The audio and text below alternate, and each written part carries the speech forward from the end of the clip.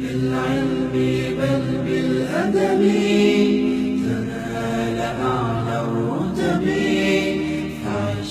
اللہ تعالیٰ نے شیطان کو کہا تھا کہ آدم علیہ السلام کو سجدہ کرو. کہا تھا کہ نہیں کہا تھا؟ شیطان کو چاہیے تھا اچھے بچوں کی طرح سجدہ کر لیتا، جیسے اللہ نے کہا ہے کر لے بھائی. لیکن شیطان کے نفس نے پہلے ورغلایا.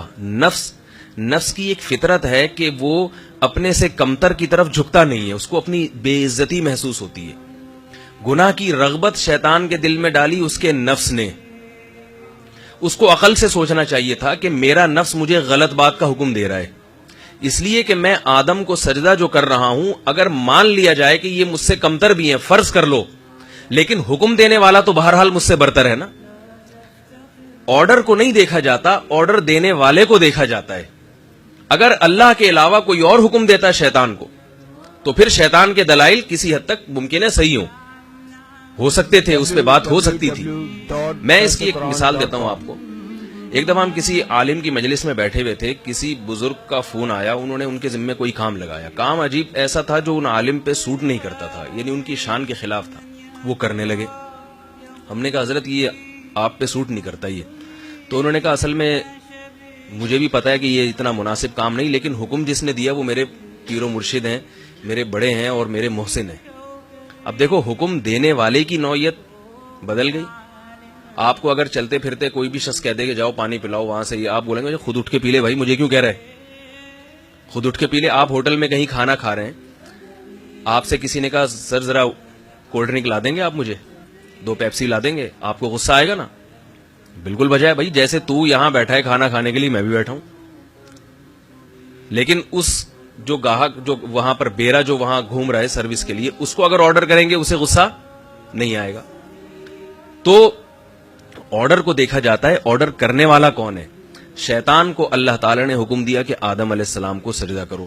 شیطان کا نفس اس کے لیے تیار نہیں ہو، اور یہ فطرت ہے کہ نفس تیار نہیں ہوتا کہ جس کو آپ اپنے سے کمتر سمجھتے ہیں اس کے سامنے جھک جائیں.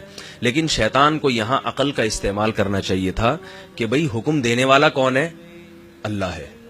اب یہاں سجدہ نہ کرنا خدا کی توہین کے مترادف ہے، اللہ کی توہین. اپنی توہین تو برداشت نہیں ہو رہی، اللہ کے حکم کو اس کے سامنے توڑ کر احکم الحاکمین کی توہین برداشت کر رہے تو اب کیا ہے کہ شیطان نے دلائل قائم کرنا شروع کر دیے.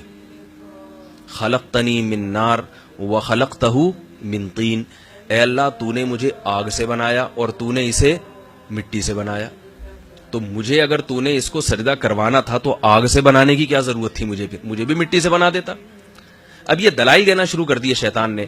لہذا شیطان کی آج تک عادت اور قیامت تک عادت کیا رہے گی؟ وہ جب بھی آپ کے دل میں آپ کا نفس آپ کو گناہ کے لیے ورغلائے گا. نفس کا تو کام ہے ان النفس لامارۃ بالسوء. سورہ یوسف میں ہے نا کہ یوسف علیہ السلام جب عزیز مصر کی اس بیوی نے یوسف علیہ الصلوۃ والسلام کو زنا کی دعوت دی، کمرہ بند کر کے یوسف علیہ السلام بچ نکلے، تو یوسف علیہ السلام بعد میں کیا کہہ رہے ہیں؟ ان النفس لامارۃ بالسوء. یہ میرے نفس کا کمال نہیں ہے کہ میں بچ گیا، نفس کا تو کام ہی برائی کی دعوت دینا ہے. ایک جوان مرد ہو، ایک جوان عورت اس کو بند کمرے میں دعوت دے. اسی وجہ سے قرآن مجید کے الفاظ ہیں وَلَقَدْ هَمَّتْ بِهِ وَهَمَّ بِهَا. جیسے عزیز مصر کی زوجہ کے دل میں برائی کا خیال آیا تو طبیعت حضرت یوسف علیہ السلام کی بھی مائل ہوئی. تو طبیعت کا میلان یہ نیچر ہے، یہ فطرت ہے، یہ غلط نہیں ہے. لیکن اس میلان کو کچل دینا، اس کے تقاضوں پہ عمل نہ کرنا اللہ کے خوف سے، اور شیطان کی نہ سننا، عقل کی سننا ایسے موقع پر، یہ تقوی ہے. تو حضرت یوسف علیہ السلام نے کیا فرمایا؟ ان وما ابرئ نفسی ان النفس لامارۃ بالسوء الا ما رحم ربی.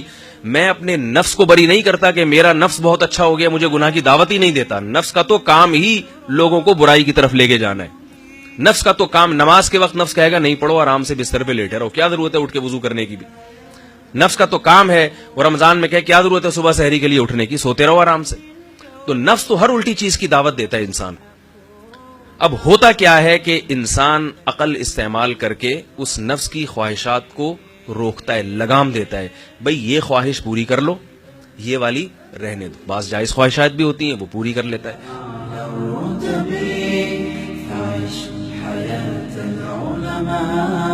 وقرأ صنوف الكتب ودم على